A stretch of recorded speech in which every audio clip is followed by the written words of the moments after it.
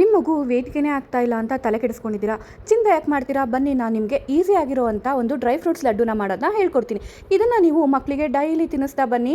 1 ತಿಂಗಳಲ್ಲಿ trust me, ನಿಮಗೆ ಗೊತ್ತಾಗುತ್ತೆ ನಿಮ್ಮ ಮಗು ವೆಯ್ಟ್ ಗೇನ್ ಆಗೋದಕ್ಕೆ ಶುರು ಮಾಡಿರುತ್ತೆ. ಅದು ನಿಮಗೆ ವಿಸಿಬಲಿ ಕಾಣ್ತಾನೂ ಇರುತ್ತೆ. ಬನ್ನಿ, ಹಾಗಾದರೆ ಹೇಗೆ ಮಾಡೋದು ಅಂತ ನೋಡ್ಕೊಂಬರೋಣ. ಮೊದಲನೇದಾಗಿ ನೀವು ಇಲ್ಲಿ ಒಳ್ಳೆ ಕ್ವಾಲಿಟಿಯ ಡ್ರೈ ಫ್ರೂಟ್ಸ್ನ ತೊಗೋಬೇಕಾಗುತ್ತೆ. ಅಂದರೆ ಬಾದಾಮಿ, ಗೋಡಂಬಿ, ಉತ್ತುತ್ತೆ ಅಂದರೆ ಖರ್ಜೂರ, ಆಮೇಲೆ ಪಿಸ್ತಾ, ಈ ರೀತಿ ನೀವು ಇನ್ಯಾವುದೇ ನಿಮಗೆ ಡ್ರೈ ಫ್ರೂಟ್ಸ್ ಸಿಕ್ಕಿದ್ರೂ ಕೂಡ ತಗೋಬೋದು. ಹಸಿ ಖರ್ಜೂರ ಯೂಸ್ ಮಾಡೋದ್ರಂತೂ ಇನ್ನೂ ಒಳ್ಳೆಯದು. ಇನ್ನು ಮಾಡೋದು ಹೇಗೆ ನೋಡೋಣ ಬನ್ನಿ.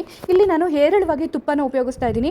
ಚೆನ್ನಾಗಿ ತುಪ್ಪ ಹಾಕಿಬಿಟ್ಟು ಎಲ್ಲ ಡ್ರೈ ಫ್ರೂಟ್ಸ್ನು ಕೂಡ ಹುರ್ಕೋಬೇಕು. ಒಂದು 5 ರಿಂದ 6 ನಿಮಿಷ ಹುರ್ಕೊಳ್ಳೋ ಅಷ್ಟರೊಳಗೆ ಅದರ ಕಲರ್ ಚೇಂಜ್ ಆಗಿರುತ್ತೆ ಮತ್ತು ಪರಿಮಳನೂ ಕೂಡ ಬರ್ತಾ ಇರುತ್ತೆ. ಈ ಸಮಯದಲ್ಲಿ ನಾನು ಇದಕ್ಕೆ ಸ್ವಲ್ಪ ಅಗಸೆ ಬೀಜನ ಯೂಸ್ ಮಾಡ್ತಾ ಇದ್ದೀನಿ, ಜೊತೆಗೆ ಸ್ವಲ್ಪ ಗಸಗಸೆ. ಇದನ್ನೆಲ್ಲ ಯೂಸ್ ಮಾಡೋದ್ರಿಂದ ನಿಮಗೆ ಮಗು ದೇಹ ಗಟ್ಟಿ ಆಗುತ್ತೆ.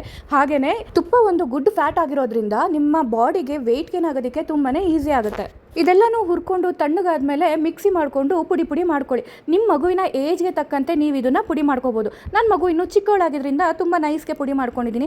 ಇದೇನಾದರೂ ನಿಮ್ಮ ಮಗು ಬಾಯಿಗೆ ಗಂಟ್ಲಿಗೆ ಹಾಗಾಗಿ ಸಿಕ್ಬಿಟ್ರೆ ಸ್ವಲ್ಪ ತೊಂದರೆ ಆಗುತ್ತೆ. ಹಾಗಾಗಿ ನಾನು ತುಂಬಾ ಸಣ್ಣದಾಗಿ ಪುಡಿ ಮಾಡ್ಕೊಂಡಿದ್ದೀನಿ. ಈ ರೀತಿ ಉಂಡೆಗಳನ್ನ ಮಾಡಿಕೊಂಡು ದಿನ ಈವ್ನಿಂಗ್ ಒಂದೊಂದು ಕೊಡ್ತಾ ಬನ್ನಿ. ನಿಮ್ಮ ಮಗು 1 ತಿಂಗಳಲ್ಲಿ ವೆಯ್ಟ್ ಗೇನ್ ಆಗುತ್ತೆ. ಮತ್ತು ನಿಮ್ಮ ಮಗು ಏನಾದರೂ ಡ್ರೈ ಫ್ರೂಟ್ಸ್ಗೆ ಅಲರ್ಜಿ ಇದ್ದರೆ ಇದನ್ನು ಕೊಡೋದಕ್ಕೆ ಹೋಗಬೇಡಿ. ಒಂದ್ಸತಿ ಟೆಸ್ಟ್ ಮಾಡಿಬಿಟ್ಟು ಆಮೇಲೆ ಕೊಡೋದು ಒಳ್ಳೆಯದು. ನೋಡಿ, ನನ್ನ ಮಗು ಎಷ್ಟು ಇಷ್ಟಪಟ್ಟು ಈ ಲಡ್ಡುನ ತಿಂತಾಳೆ ಅಂತ ನಾನು ಕೂಡ ವೆಯ್ಟ್ ಗೇನ್ ಆಗಲಿ ಅಂತಲೇ ಇದನ್ನು ಮಾಡಿ ಕೊಡ್ತಾ ಇರೋದು.